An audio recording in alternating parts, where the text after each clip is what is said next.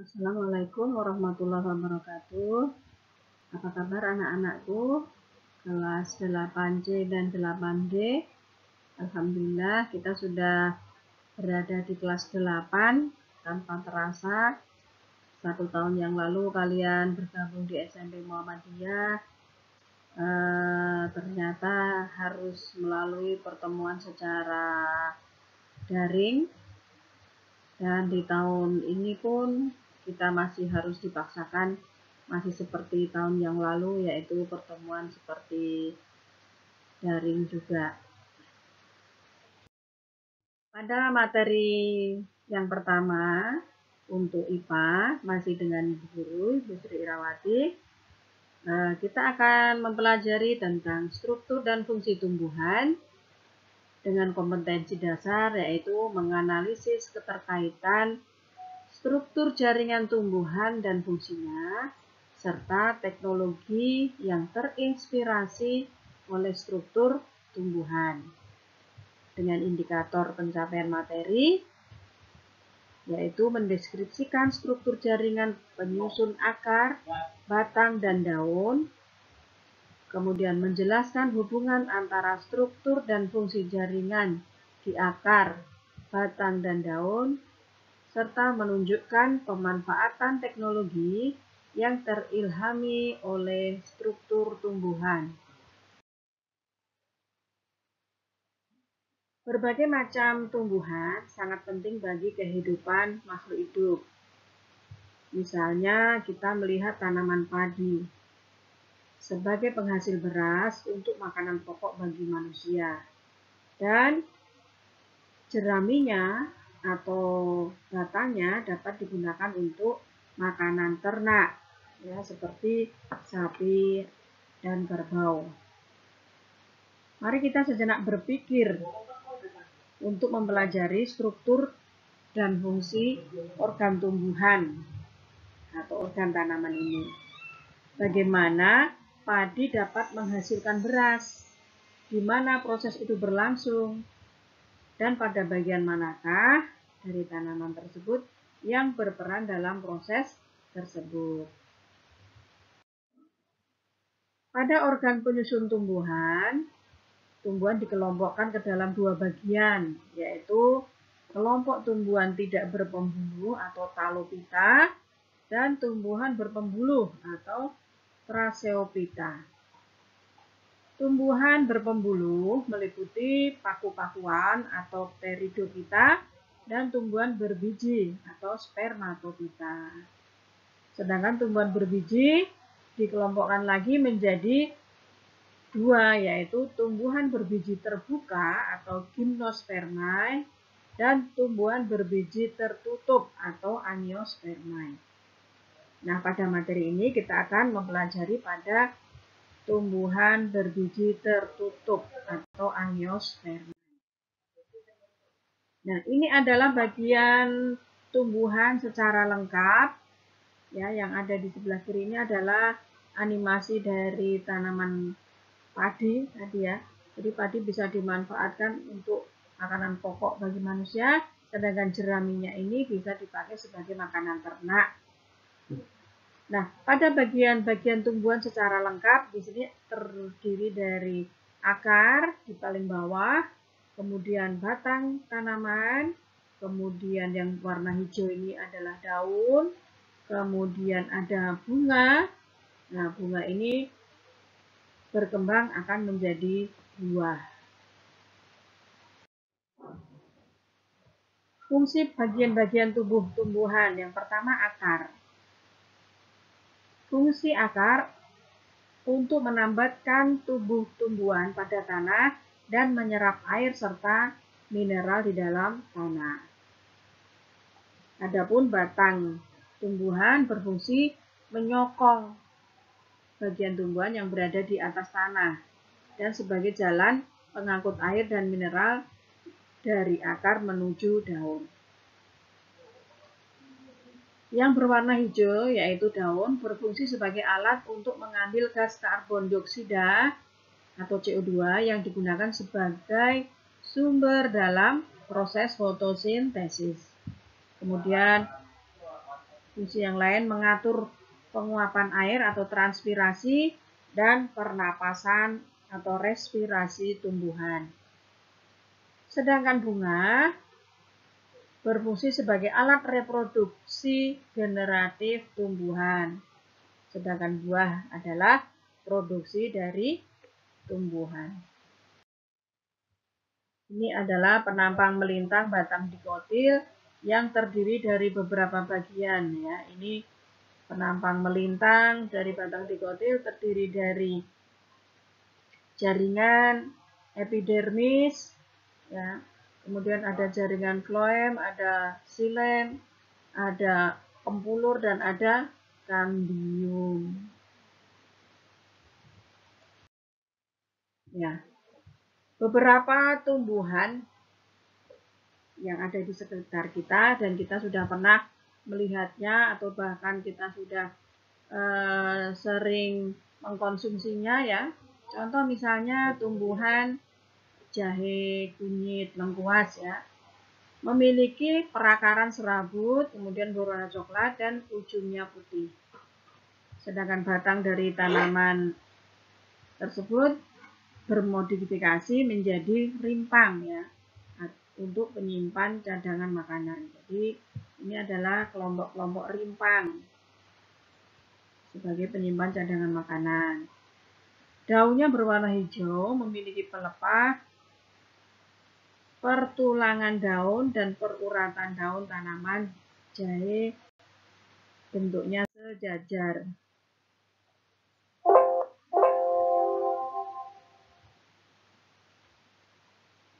Ini adalah contoh penampang melintang dikotil dan monokotil. Ya, tadi sama seperti pada beberapa tumbuhan tadi, ada di dalam tabel ya, di dalam modul nanti bisa dilihat lagi perbedaan antara penampang melintang dikotil dan monokotil. Ya. Pada bagian penampang monokotil di sini ada jaringan dasar. Ya. Persamaannya masing-masing memiliki jaringan pengangkut yaitu floem dan xilem. Ada jaringan epidermis, ya, jaringan epidermis, jaringan yang berada di paling luar, ya, yang berfungsi untuk melindungi bagian-bagian yang ada di dalamnya. Jadi jaringan epidermis ini adalah jaringan yang berada di paling luar. Nah, ini contoh ilustrasi dari penjelasan dari penampang dikotil dan monokotil secara lebih jelas.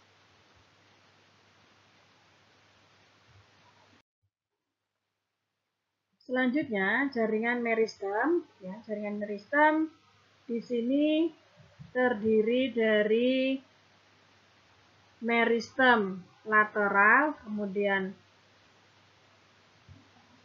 bagian tengahnya di sini ada meristem lateral juga dan ada meristem apikal yang berada pada ujung tumbuhan.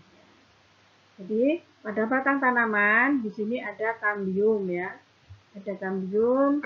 Sedangkan yang paling bawah di bagian akar meristem yang akan membentuk akar lateral.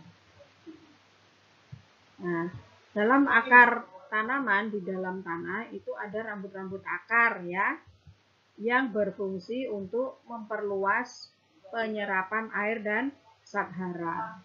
Nah, pada ujung akar di sini terdapat tudung akar ya atau kaliptra yang berfungsi melindungi ujung-ujung rambut akar supaya tidak terluka ketika dia memperluas daerah penyerapan air dan zat hara. Jaringan meristem, ya, kita ulang, adalah jaringan yang sel-selnya selalu membelah diri dengan cara mitosis dan terus-menerus yang bersifat embrional untuk menambah jumlah sel-sel tubuh pada tumbuhan. Pada umumnya, sel-sel penyusun jaringan meristem berdinding tipis, berbentuk bulat lonjong atau poligonal, dan kaya akan cairan protoplasma. Kemampuan jaringan meristem untuk membelah secara terus-menerus menyebabkan tumbuhan dapat bertambah tinggi dan besar. Pada gambar sebelumnya, berdasarkan letaknya tadi, meristem dibedakan menjadi 3, yaitu meristem apikal, meristem interkalar yang ada di tengah tadi, dan meristem lateral. Nah, meristem apikal atau meristem ujung terdapat pada ujung-ujung pokok batang, cabang, maupun ujung akar. Sedangkan meristem interkalar atau meristem antara terdapat di antara jaringan dewasa, misalnya pada pangkal ruas batang. Sedangkan meristem lateral atau meristem samping terletak sejajar dengan permukaan organ, misalnya kambium dan kambium gabus. Yang berikut kita lihat jaringan epidermis. Ya, ini adalah gambar dari jaringan epidermis. Berfungsi untuk menutupi dan melindungi jaringan yang ada di bawahnya. Jaringan epidermis melapisi permukaan organ-organ seperti akar, batang, dan daun. Jaringan epidermis terdiri atas lapis sel yang berbentuk seperti persegi panjang, tersusun rapat antar ruang sel, dan tidak berklorofil. Untuk menunjang fungsinya sebagai pelindung, jaringan epidermis ini bermodifikasi atau merubah bentuk menjadi stomata atau mulu daun, kemudian bulu-bulu akar, trikomata, sel kipas, dan bisa bermodifikasi menjadi spina atau duri. Ya. Kebanyakan di sini pada tanaman kaktus. Kemudian jaringan yang berikut adalah jaringan parenkim. Ya, jaringan parenkim disebut juga jaringan dasar karena hampir ditemukan di semua bagian tumbuhan. Sel-selnya berukuran besar dan tipis, umumnya berbentuk segi 6, memiliki banyak vakuola, memiliki ruang antar sel yang banyak sehingga susunannya kurang rapat. Berdasarkan fungsinya, jaringan palisade dibedakan menjadi 5, yaitu parenkim asimilasi, parenkim penimbun, parenkim air, parenkim udara, dan parenkim pengangkut. Nah, ini adalah gambar dari kolenkim dan sklerenkim yang merupakan jaringan penguat pada tumbuhan. Jaringan kolenkim berperan penting dalam penguatan organ-organ tumbuhan yang masih aktif mengalami pertumbuhan dan perkembangan. Dinding selnya lentur, lunak, dan tidak berlignin atau tidak memiliki lapisan lilin dan mengandung kloroplas. Jaringan kolenkim dapat dijumpai pada batang, daun, bunga, dan buah. Adapun jaringan sklerenkim hanya dijumpai pada organ tumbuhan yang tidak lagi mengadakan pertumbuhan dan perkembangan. Memiliki dinding sekunder yang tebal karena mengandung lignin. Jaringan sklerenkim terdiri atas serabut sklerenkim dan sklerit atau sel batu. Contoh di sini pada tumbuhan rami ya, serat rami yang digunakan untuk pembuatan karung ya. Dulu karung beras itu dibuat dari rami ya, tapi lambat laun sudah melalui serat sintetis yaitu karung plastik biasa. Nah di sini contoh sklerenkim di sini pada serat rami ya. Rami itu adalah tumbuhan ya. Kemudian ada agave. Agave itu tumbuhan yang memiliki serat seperti serat rami juga. Sedangkan sklereid ini terdapat pada struktur berpasir pada kulit buah dan daging buah pir. Ya. Jadi kalau kita makan buah pir itu ada sedikit ada butir-butir pasirnya ya. Nah ini dipengaruhi oleh adanya jaringan sklereid itu. Dan juga misalnya kita temukan pada daging jambu, daging buah jambu biji itu juga terdapat butiran-butiran pasiran ya. Selanjutnya, yang terakhir, jaringan pengangkut pada tumbuhan terdiri dari floem dan xilem. Apa fungsi dari floem? Yaitu mengangkut dan mengedarkan zat makanan hasil fotosintesis dari daun ke seluruh bagian tumbuhan. Jadi, floem ini mengedarkan hasil fotosintesis dari daun ke seluruh bagian tumbuhan. Komponen penyusun floem yaitu jaringan tapis atau unsur tapis, sel pengiring, sel albumin, dan parenkim floem. Sedangkan xilem berfungsi mengangkut air dan zat-zat mineral atau zat-zat hara dari akar ke daun.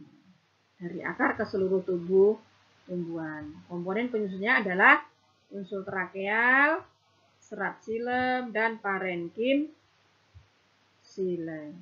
Ya. Ini contoh ya gambaran dari sebuah jaringan melintang tanaman dikotil yang terdapat jaringan pengangkut yaitu floem dan xilem. Baik anak-anakku sekalian, demikianlah video pembelajaran yang pertama ini. Nantikan video-video lainnya pada materi-materi yang akan datang. Terima kasih. Wassalamualaikum warahmatullahi wabarakatuh.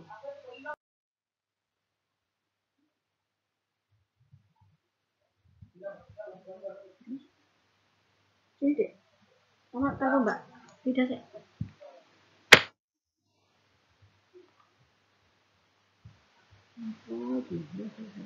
Mandi dulu baru kok. Nanti ini nanti aku nggak terlalu dekat sama yang anak pertama ini.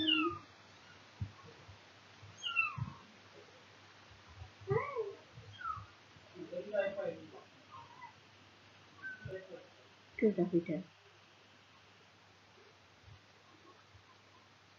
Sudah.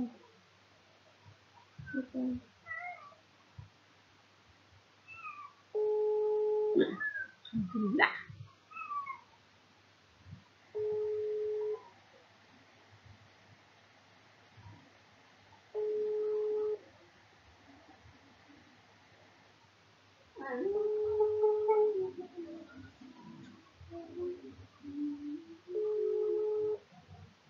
Gitu.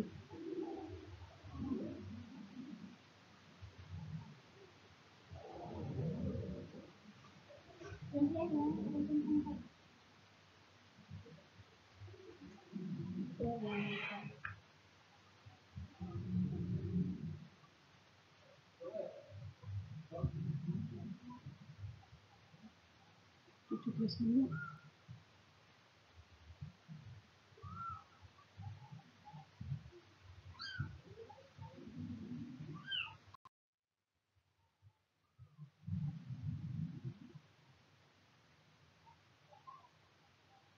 Allah.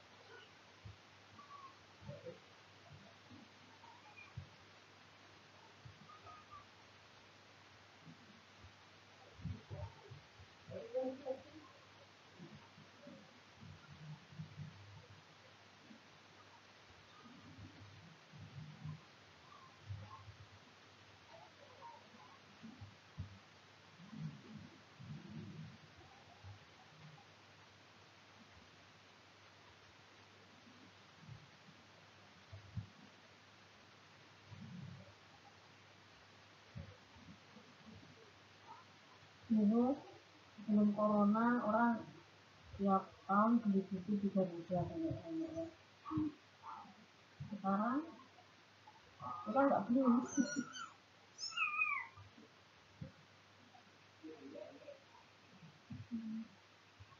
Udah bangkrut.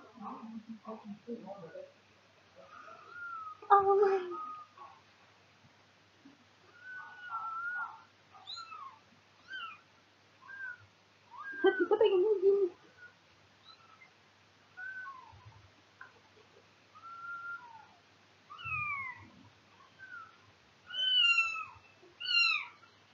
Nggak usah teriak-teriak gitu loh. Ya. Itu kan itu.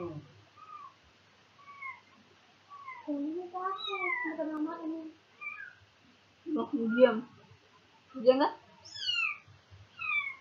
Diam. Itu kita. Demi Allah. Sebenarnya tuh udah nggak nyeri di bagian sini tak. Aku nggak tahu Itu tuh pengaruh obat. Obat juga. Ya emangnya begini dokter? Bukan. Dia kan harus habis COVID. Dia juga berdebar-debar kemarin tuh.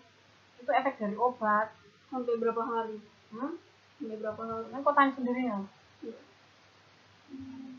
Itu beda.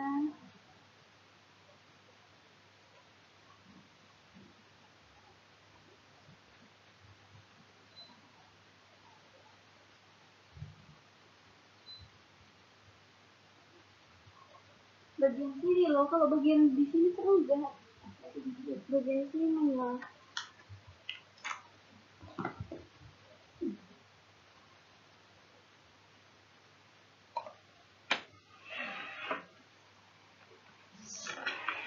Uang habis. Mau tuh bayar mobil. Belum. Bayar mobil. Gimana ini? Jualan coba mobil itu. Boleh kok. Bukan sama. Iya makanya sih sampai kalau belum bisa beli, kalau belum sanggup kalau udah nggak usah gitu loh. Iya kan rezeki itu pasti ada, tapi kan mikir juga gitu loh mas. Ini angsuran kerja. Ini apa kemarin ya?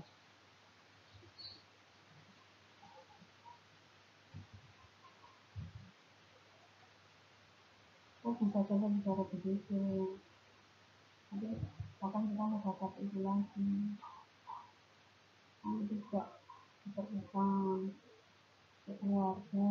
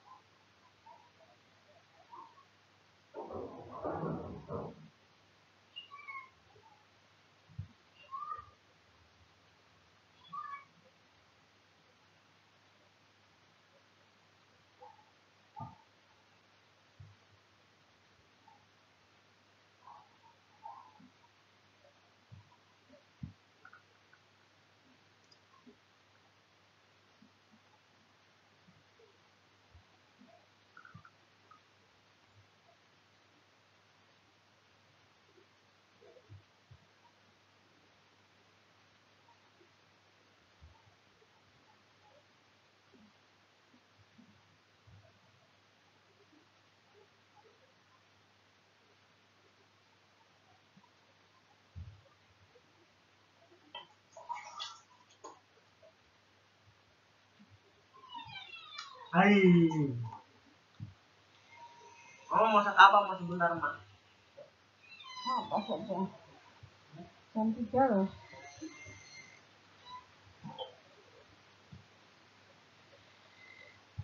Masak apa ya? Ada daging. Apa tinggal daging aja mas? Sendiri. Lumayan ini dagingnya. Ini juicy sekali nih Jah, pahanya Jah. Jah. Makanya juicy. Paha ayam.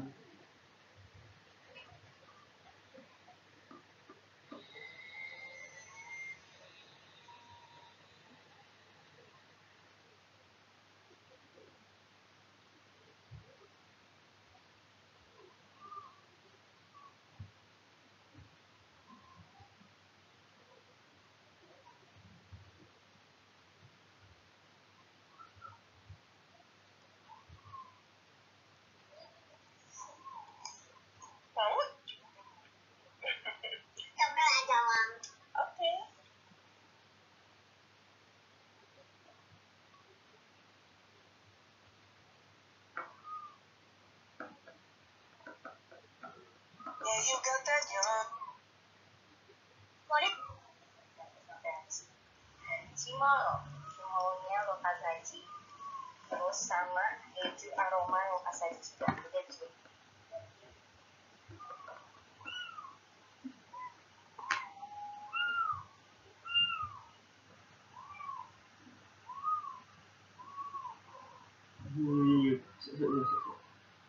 Ini satu mana? Ini satu. Ini ada di bawah, di peluk.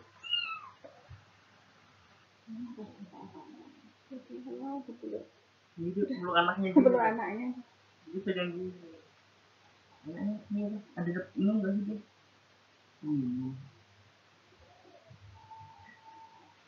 Kapan dia bisa jalan ya mas?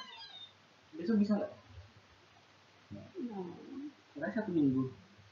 Ayo dong jalan, biar lucu, jalan. Aku nggak mau jalan sendiri. Kalau bayi itu belajar jalan umur berapa mas? Mas, bayi.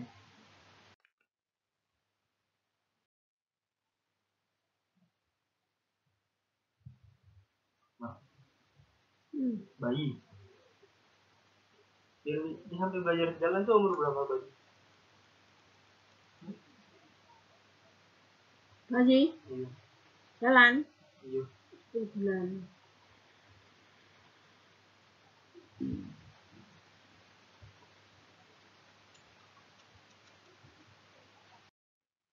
Yang paling gampang belajar jalan siapa mas?